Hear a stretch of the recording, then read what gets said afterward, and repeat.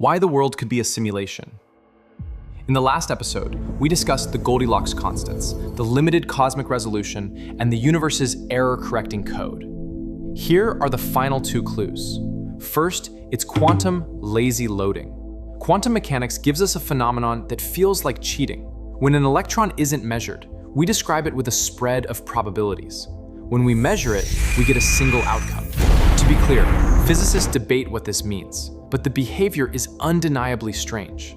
Now, here's a metaphor that helps, especially if you've played open-world games.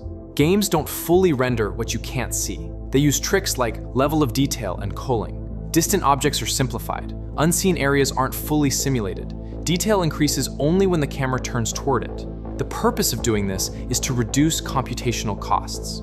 So the simulation hypothesis interpretation is, maybe quantum probabilities are the universe's low-cost placeholder state, and measurement is the moment reality must commit, like a renderer finally resolving pixels into a finished frame. Once the data is loaded on demand, however, it still needs to travel. This brings us to the universe's ultimate bandwidth constraint, the universal speed limit. On a moving train, if you throw a ball forward, its speed adds to the train's. But light doesn't play by those rules. No matter how fast you're moving, light always clocks in at 300,000 kilometers per second. To enforce this, the universe bends space and time themselves. Time dilates, lengths contract, simultaneity breaks. Why go to such extremes? Maybe because every processor has a clock speed, and 300,000 kilometers per second is the processing limit of the hardware our universe runs on.